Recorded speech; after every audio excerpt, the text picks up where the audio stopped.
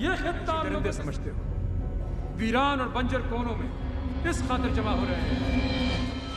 Iron Man introduced us to one of the best MCU characters, Tony Stark, the son of Howard and Maria Stark. Tony is an interesting character, very narcissistic and intelligent guy, and utterly sarcastic. That doesn't take things seriously, always late. 3 hours. I got caught doing a piece for Vanity Fair. And as CEO of Stark Industries, that he and his father's friend, Obadiah Stane, turned into weapons manufacturing company. Tony as a person only cares about himself and girls, parties, but one day, and I'm putting on my uniform, you know what I recognize? I see in that mirror that every person that's got this uniform on got my back. the day when it all started, the journey of him becoming the Iron Man. One day he was showcasing his new missiles, called Jericho, to the army. But at his way back to the base, he got kidnapped by the fake Ten Rings organization. In the process of that, Tony got hit by one of Stark Industries' missiles.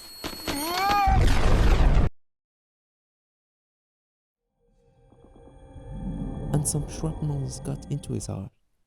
Luckily, by the help of Jensen, he survived and created a primitive arc reactor that keeps shrapnels from reaching to his heart. The terrorists asked him to make them the Jericho missiles, but he refused.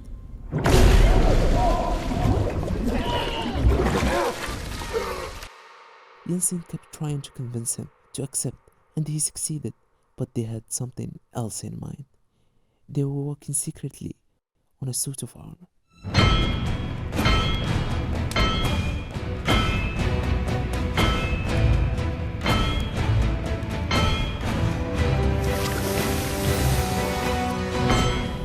The MK1.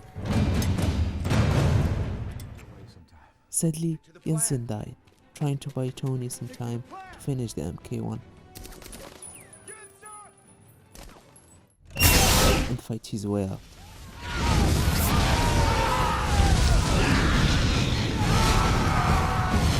But the suit broke, and he was trying to fly away.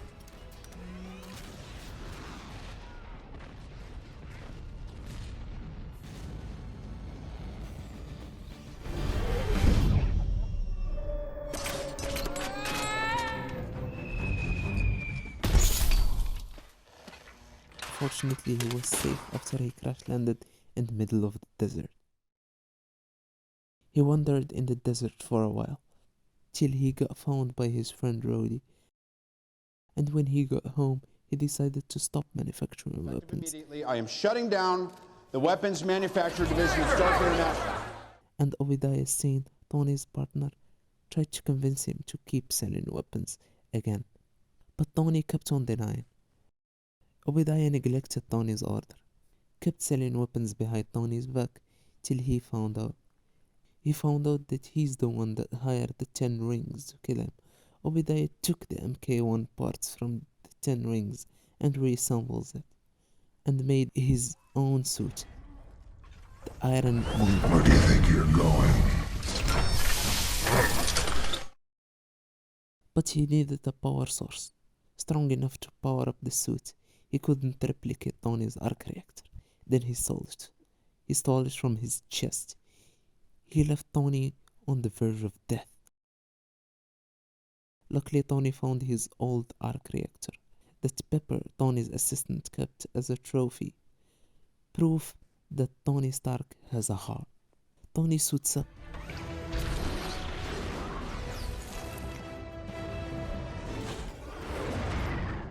And fought the Ironmonger.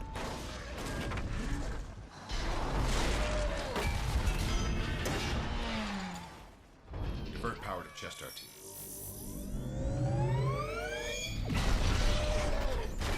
Be right there.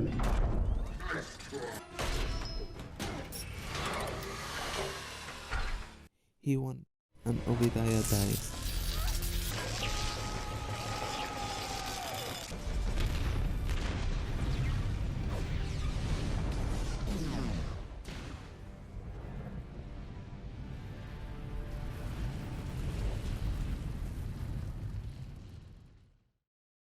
And after that, he holds up a press conference when he reveals himself to the world as I am Iron Man.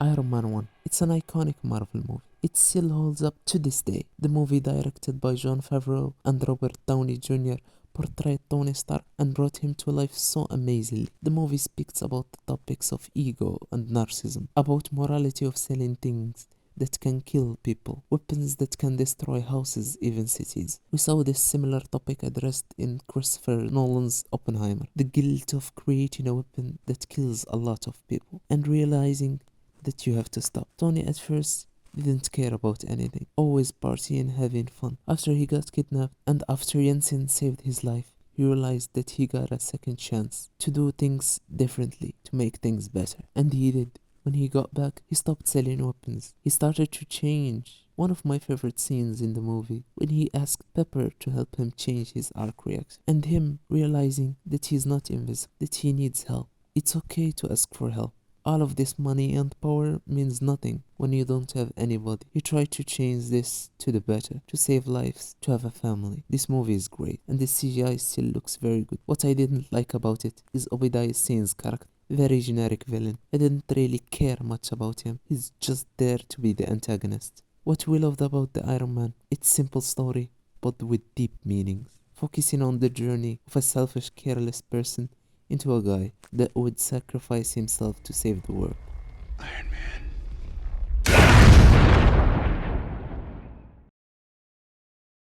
Yeah, peace. I love peace.